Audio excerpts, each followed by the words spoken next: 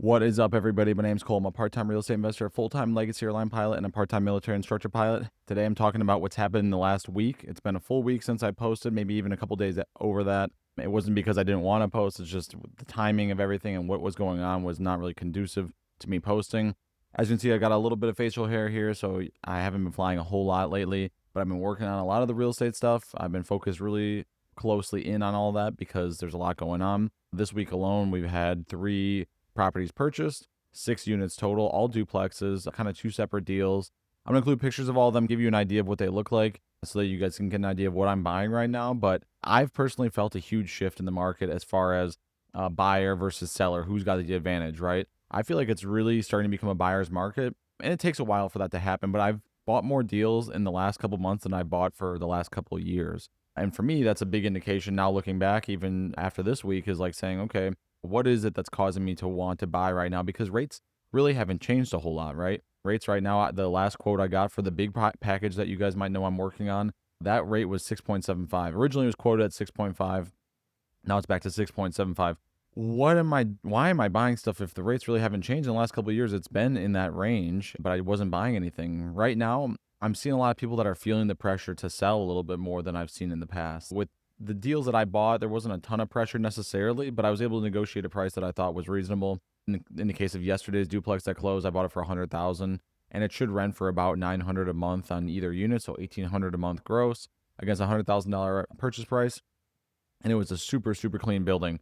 New roof, new gutters, new siding. The garage was recently sided. Everything on it was clean. The lower unit was vacant and totally rent ready. And the upper unit was occupied or is occupied right now. And I just spoke to the tenant yesterday.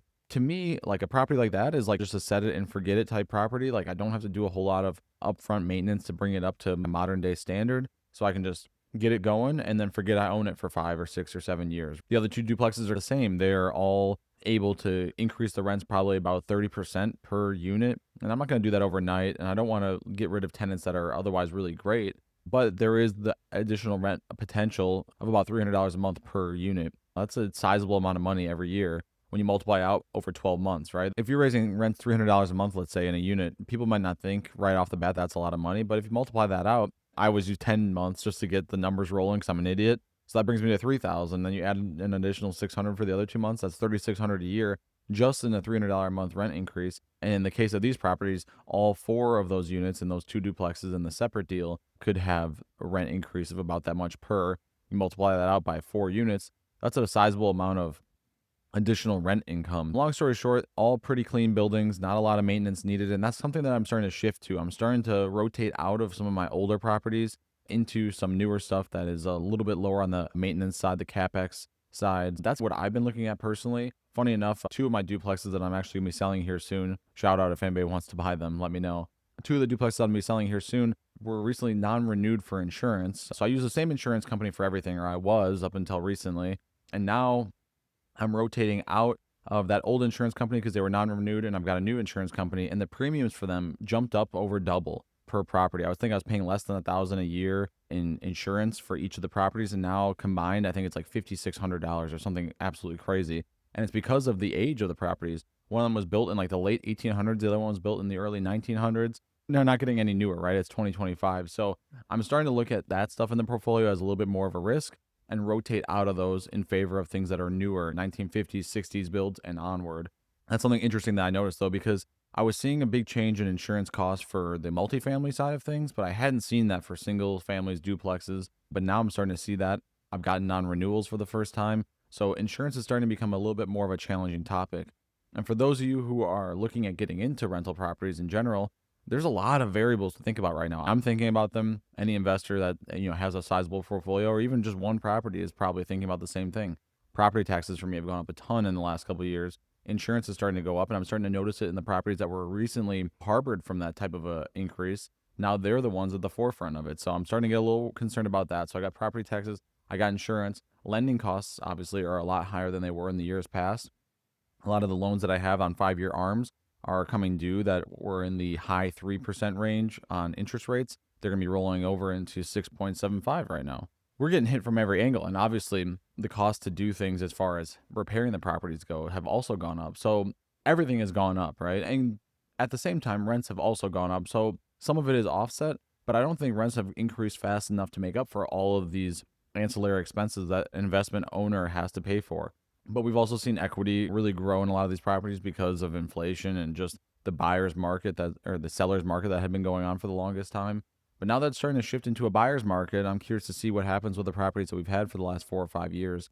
So for me, I'm starting to look at that stuff and saying, okay, maybe I need to rotate out of some of this stuff and move into newer things. And that's what I'm doing right now. So I'm literally going to be listing two of my duplexes here soon that we've had since maybe 2021. And they come due next year on their loan. And I just don't want to hold on to them because $5,700 a year in insurance plus the property tax increases. And we haven't really raised the rent on them too much since I bought them. Maybe $100 a unit, if that. Like we've left them alone because the tenants are really good and I don't want to screw them, but I also need to cover my expenses. So it's this weird middle ground that you're in. So we didn't really mess with the tenants too much on those ones, but now it's okay.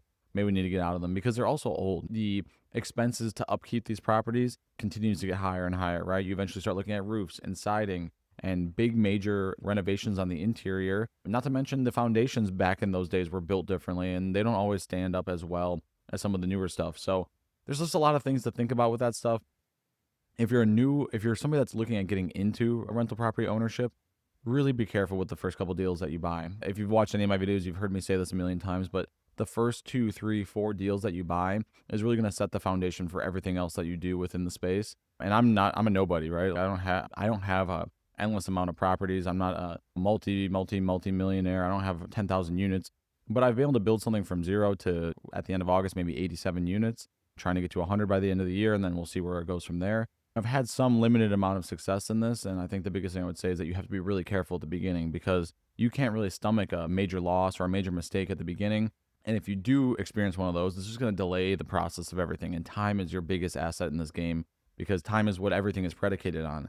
Rent increases, paying down debt, equity growth, inflation, like all these things are predicated on having time. And the shorter your time horizon, the worse off you're going to be. And that brings me to another point that I wanted to talk about, that if you find somebody that you're learning from in the space, whoever it may be, who knows, maybe it's me, something to think about is that your time horizon and my time horizon and somebody else's is different as far as the investments go. So what makes sense to me in a 30-year time horizon, it doesn't make sense to some people that are looking at it through a 10 or 15 or 5-year time horizon. So some of the people that I've learned a lot from in real estate are operating in a different way because they also are at a different point in their life. They might be in their 40s, 50s, 60s, and meanwhile, I'm still in my 20s. So what I'm looking at as an interesting deal to me may not be the same as theirs because I'm looking at it in a much longer lens than they are. So take everything that you learn from anybody with a grain of salt because everybody's looking at it through a different lens and different life experiences and whatnot. But I just want to bring that up because sometimes I even get influenced by what people are telling me. And I'm like, I have to keep in mind that like what I'm doing is a little bit different. I have a full-time job. I have 2 full-time jobs in some way. I have all this stuff going on. So what makes sense to me isn't always what makes sense to somebody else. And I've trusted my gut so far and it's worked out okay. So I'm just going to continue to do that, right? For better or for worse, it may lead me to bankruptcy, but I'm going to continue to do what's been working for me. And that leads me to another thing I wanted to talk about. In my closing of the first 2 duplexes earlier this week, the lender that I'm using, super awesome people there, very easy to work with, very simple. I was talking to them and I was asking them like, hey, is there anything that came up in the underwriting process for this loan that I need to look out for in the future? And the reason I asked that is because I want to know, hey, is there something I can do better? Is there something I can clean up on my personal finances? Maybe I can get rid of a little bit of the debt that I'm carrying, or I can find a way to restructure things. That way it's more appetizing to the bank, right? So I just asked them like, hey, like, what do you guys see in me and in the stuff that I'm doing that you like or don't like? And he said, no, everything was good. We didn't have any concerns. We really like that you have a full-time job. So for those of you starting out, there's a lot of people that tell me to quit my job and do this full-time because I really do love it. And I think I have a knack for just doing some of the stuff that's involved in buying and refinancing and doing the whole property thing. But having my full-time job is something that I think has really helped me get these loans, right? Because when you're starting out, you don't have a track record to point to. If you have a job, though, you can say, hey, if the property doesn't perform well, if I mismanage it, if I end up with nobody paying rent, I can still cover this with my own job, or I can at least cover a portion of it. I'm good for it. I still work. I still have a job. I can pay for it. And I think that's taken me a long way with the rental property stuff because I've continued to maintain this job and it's only continued to get better and better as time has gone on. When I started this, I had no money. I was making maybe under $40,000 a year with the regional airline that I was flying with. And I was maybe making 10 grand with the guard. And I don't even know if I was making that much, maybe 30,000 with the regional airline. So combined, maybe 40, 50,000 a year. after taxes and everything, you're really not making a whole lot. But then as time has gone on, I went to flying private jets and I was making maybe 75. And then I was a captain there, so I was making six figures. And then I went to American Airlines and then I went back down and then I came back up and maintained the job though, even just if it was a small amount of supplemental income was something that a lot of lenders really like to see. And I think it made my underwriting process a lot easier. So if you're looking at this, trying to get into it and you're like, I just want to quit my job. I'm going to do what a lot of the social media influencers tell me to do. I'm going to quit my job and make this my full-time gig. I would caution you to just take a pause, take a deep breath, and think about it critically, because if you buy 2 duplexes and that's your full-time gig, you're going to make almost no money. Like, you're going to make a little bit of money, but it's not going to be enough to save for retirement. It's not going to be enough to take your kids on a vacation. It's not going to be enough to do the things that you want to do, more than likely. So I would really take a pause, because yes, in the long term, will those duplexes make money because you're paying down the debt and blah, blah, blah. All the reasons that people buy properties, for sure. But is it going to outpace what you could do by having a job? Probably not. And I think everyone's chasing this goal of, I'm not going to work for anybody. I'm going to live at home. I'm going to kick up my feet and it's all going to be great. But I would really caution you to take a pause before you do any of that stuff, because having a full-time income is a superpower in this business, just like having partners is, right? I always tell people now, I would rather be the 50% partner of this than the 100% partner of this, right? So having partnerships is great. If your partners also work, that's even better. You have a job, they have a job. The lenders love to see that stuff because you look like somebody that could actually pay back the debt if something went wrong.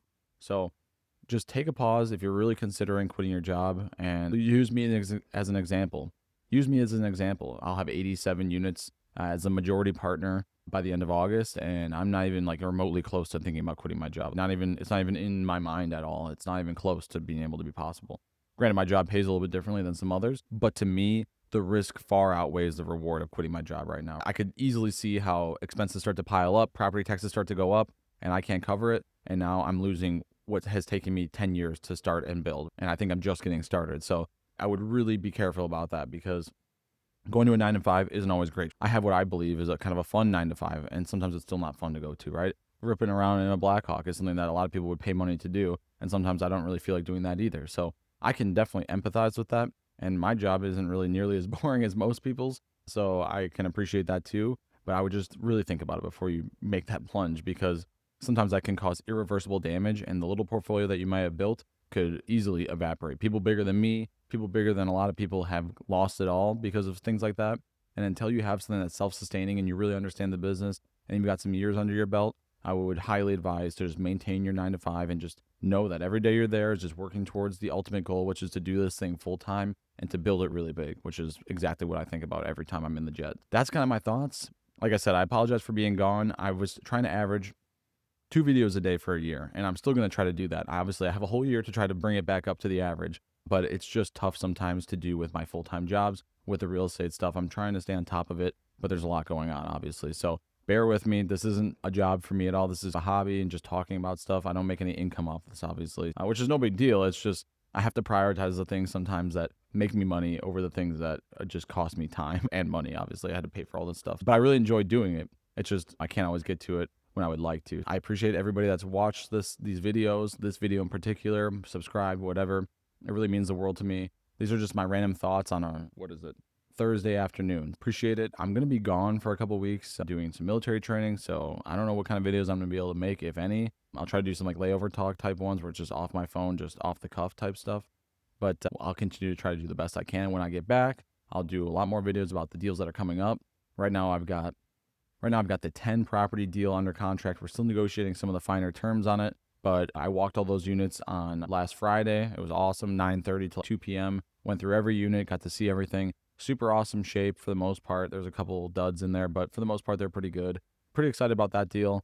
And then I've also got a duplex in my first commercial building that I'll be buying. So it's like a 5,000 square foot commercial space, which is just basically like storage more or less, with a 10-foot garage door, which is sweet. And then a 3-bedroom upper, and then a really nice duplex in a really nice area in Milwaukee. So super pumped about those. That'll round out all of August, and then we'll see what happens from there. I've got some duplexes that I'm selling, like I mentioned. So the thought is to use those in like a 1031 exchange. There's a lot of different things that we can do, but right now I'm just focused on getting these deals done because I don't want to bite off more than I can chew. And in a way, I think I may have already done that. So we're just going to lay low, keep working, go fly the Blackhawk for a while, and then get back to it when I get home. Appreciate it again. Like I said, everybody watching and supporting.